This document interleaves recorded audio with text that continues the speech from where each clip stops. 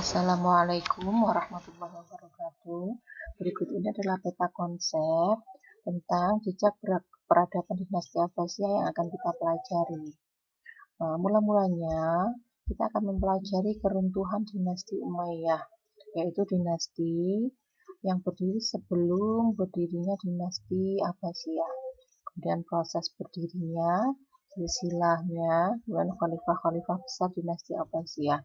Di antara beberapa khalifah dinasti Abbasiyah, itu ada 3 khalifah besar yang memerintah, yaitu Abu Ja'far al-Mansur, Harun ar-Rasyid, dan Abdullah al-Ma'mun.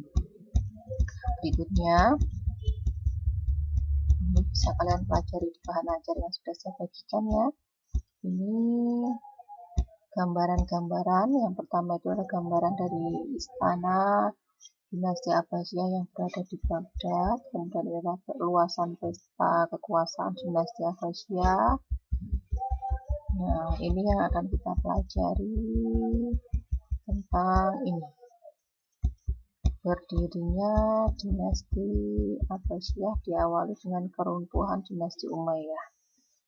Jadi dinasti Umayyah itu berjaya kurang lebih 90 tahun, yaitu antara tahun 661 sampai 750 Masehi. Namun, pada akhirnya mengalami masa-masa kemunduran itu ditandai dengan melemahnya sistem politik dan pemerintahan. Dan selain munculnya ya beberapa tekanan dari luar, itu berupa banyaknya pemberontakan-pemberontakan yang terjadi pada masa itu. Mengapa kekhalifahan dinasti Abbasiyah itu sangat lemah? Itu karena pemerintahan tidak bisa mengendalikan keamanan, terutama setelah pemerintahan Hisham bin Malik. Jadi sepeninggal Khalifah Hisham, itu dinasti Umayyah semakin melemah. Karena ketika itu sosok Hisham itu adalah sosok khalifah yang sangat berjaya pada masanya. Tetapi sepeninggal beliau, kemudian diteruskan oleh Al-Walid II dan Yazid III, Ibrahim dan Marwan. Marwan itu adalah khalifah terakhir dari dinasti Abbasiyah. Keempatnya ini hanya mampu memerintah sekitar 7 tahun. Dan akhirnya ini terjadilah peperangan yang di Zabhulu. Zabhulu itu adalah di hulu sungai Tigris ya, yang ada di Mesir. Kemudian ini faktor-faktor yang menyebabkan runtuhnya dinasti Umayyah, yaitu 1 atau A, itu karena figur pewaris kekhalifahan yang lemah seperti yang saya sebutkan tadi ya. Jadi sepeninggal Khalifah Hisham itu tidak ada lagi khalifah yang kuat yang mampu memperkuat pemerintahan dan menjaga keutuhan kewibawaan negara. Kemudian yang B, tidak ada ketentuan yang jelas tentang penunjukan khalifah. Jadi sepeninggal Khalifah Hisham itu tidak ada penunjukan yang jelas yang ditunjuk sebagai putra mahkota penerus pewaris kekhalifahan, sehingga sesama keturunan beliau itu sama-sama merasa berhak untuk melanjutkan kekhalifahan sehingga saling berebut kekuasaan. Ini ya, saling berebut kekuasaan di kalangan anggota keluarga Umayyah. Itu juga salah satu penyebab mengapa kekhalifahan Bani Umayyah itu semakin melemah. Kemudian yang C, adanya pemindahan ibu kota dari Madinah ke Damaskus yang merupakan bekas dari ibu kota kerajaan Bizantium. Mengapa ketika itu ini menjadi salah satu sebab melemahnya kekuasaan dinasti Umayyah? Karena gaya hidup mewah bangsawan Bizantium itu dianggap telah mempengaruhi dan ditiru oleh dinasti Umayyah. Masyarakatnya menjadi lebih konsumtif, lebih hedon atau bermewah-mewahan hidupnya, padahal itu tidak sesuai dengan gaya hidup mereka, tidak sesuai dengan istilahnya tidak sesuai dengan pendapatan mereka, begitu ya. Kemudian yang D, para ulama merasa kecewa terhadap para penguasa karena dipandang tidak memiliki integritas keagamaan dan politik yang sesuai dengan syariat Islam. Itu adalah 4 dari sebab melemahnya dinasti Umayyah. Kemudian yang kelima, itu pertentangan yang sudah lama terjadi antara suku Arab Utara, suku Quraisy, dan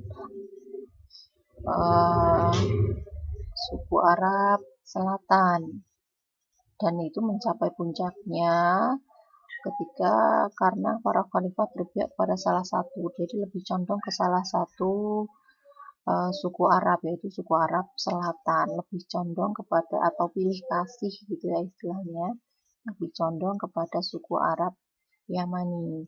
Kemudian yang F ini ya, ketidakpuasan sejumlah pemeluk Islam non-Arab, yakni pendatang baru dari bangsa-bangsa yang dikalahkan atau disebut dengan Mawali. Jadi istilah Mawali itu adalah pemeluk Islam yang non-Arab. Itu merasa tidak puas atau kecewa dengan kekhalifahan Bani Umayyah. Kemudian yang G, latar di Umayyah tidak bisa dipisahkan dari konflik. Nah, itu awal mula berdirinya itu sudah diawali dengan masalah. Makanya masalah dari awal mula terbentuknya saja ini ya, pada masa kekhalifahan Khulafaur Rasyidin terakhir, yaitu Khalifah Ali bin Abi Thalib, yaitu sisa-sisa kaum Syiah itu pengikut Ali dan Khawarij. Jadi Syiah itu adalah pendukung Ali, kemudian Khawarij itu adalah orang-orang yang keluar atau beralih untuk tidak mendukung Ali. Nah, kedua golongan inilah terus menjadi gerakan oposisi atau perlawanan dari pemerintah. Untuk menuaskan gerakan-gerakan tersebut banyak menyedot kekuatan atau pemerintah. Jadi dari awal terbentuknya itu saja sudah terjadi konflik. Ya, akhirnya konflik itu semakin besar dan akhirnya menjadi salah satu yang melemahkan dari dinasti Umayyah. Kemudian yang H, penyebab langsungnya tergulingnya dinasti Umayyah adalah munculnya kekuatan baru yang dipelopori oleh ini Abu Abbas atau keturunan dari Abbas bin Abdul Muthalib. Nah, ada kata-kata Abdul Muthalib ini adalah berarti masih satu trah atau satu garis keturunan dengan Nabi Muhammad, yang pada akhirnya nanti pada masa gerakan awal berdirinya itu bukan menggunakan tetapi dengan menggunakan Bani Hashim atau nama kakek Nabi Muhammad. Untuk apa? Untuk sebagai siasat, untuk menggalang dukungan. Ini ya, gerakan ini mendapatkan dukungan penuh dari Bani Hashim. Bani Hashim itu kita ketahui ya dari kakek Nabi Muhammad. Golongan Syiah dan kaum Mawali yang merasa di kelas 2 kan oleh pemerintahan Bani Umayyah. Jadi yang awalnya golongan Syiah atau pendukung Ali, kemudian kaum Mawali ini adalah pemeluk Islam non-Arab yang merasa di nomor 2 kan itu tadi, karena merasa mendapatkan kekuatan baru akhirnya mendukung dari kekuatan Abbas bin Abdul Muthalib untuk mendirikan dinasti baru, atau ini adalah cikal bakal berdirinya dinasti Umayyah. Ini ya, keruntuhan dinasti Umayyah benar-benar terjadi itu pada tahun 748 Masehi. Ketika itu pasukan Abbas bin Abdul Muthalib yang didukung oleh pasukan Abu Muslim Al-Khurasani menang dalam pertempuran di Zabulu. Zabulu adalah hulu sungai Zab gitu ya, melawan pasukan Khalifah Marwan. Khalifah Marwan ini adalah khalifah terakhir Bani Umayyah. Kekalahan ini terjadi di akhir kekuasaan dinasti Umayyah sekaligus menjadi awal berdirinya dinasti Abbasiyah, yaitu mulai tahun 750 Masehi atau 1258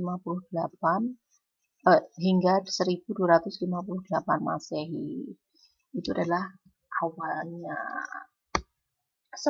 jadi jauh sebelum berdirinya dinasti Umayyah dinasti Abbasiyah itu diawali dengan runtuhnya dinasti Umayyah. Itu dinasti yang berdiri sebelum dinasti Abbasiyah. Kemudian ini proses berdirinya dinasti Abbasiyah ya. Keturunan dinasti Umayyah pada ini menjadi tonggak awal berdirinya dinasti Abbasiyah. Proses pembentukan dinasti Abbasiyah. Untuk mengalahkan ini, pemikiran tentang siapa yang berhak memimpin setelah Rasulullah wafat, Bani Hashim, yaitu kaum Alawiyun, keturunan-keturunan Bani Hashim atau Alawiyun sebagai keturunan Rasulullah, pernah mengemukakan, jadi yang paling berhak untuk melanjutkan ke khalifahan itu adalah yang berasal dari keturunan Nabi Muhammad, yang paling berhak.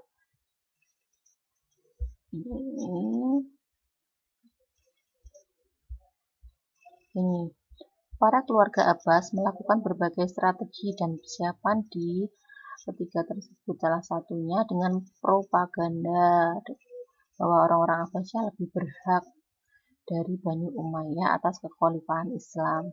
Mereka adalah keturunan Bani Hisham yang nasabnya lebih dekat dengan Nabi Muhammad. Kemudian gerakan ini adalah Imam Muhammad bin Ali, salah seorang keluarga Abbasiyah yang tinggal di Umaymah.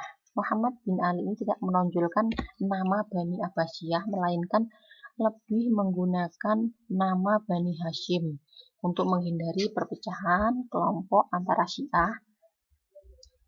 Jadi sama-sama untuk merangkul kelompok Syiah ataupun Mawali, beliau menggunakan nama Bani Hashim. Dan strategi ini berhasil untuk menggabungkan berbagai kekuatan, terutama antara pendukung fanatik Ali dengan kelompok lain. Kemudian selain menggunakan nama Bani Hashim, itu juga mengutus 12 propagandis itu apa ya, tukang kampanye begitu ya, mengajak gitu ya, kira-kira seperti itu, yang tersebar di beberapa wilayah, yaitu wilayah Khurasan, Kufah, Irak, dan Makkah.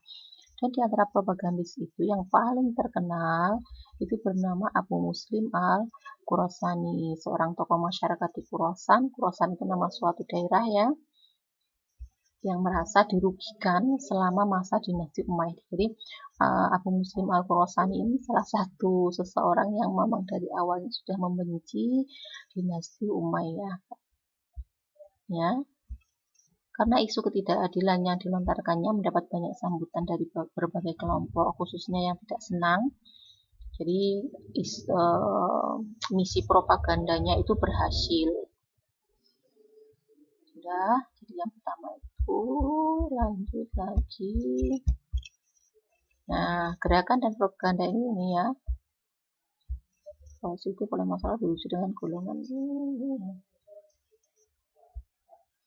Nah, dari hasil propagandanya itu, beliau berhasil mengumpulkan penduduk dari sekitar 60 desa, kemudian mengajak kelompok yang kecewa kepada Bani Umayyah itu untuk bergabung dengan beliau, menyusun kekuatan untuk membentuk dinasti baru yang nantinya diberi nama dinasti Abbasiyah.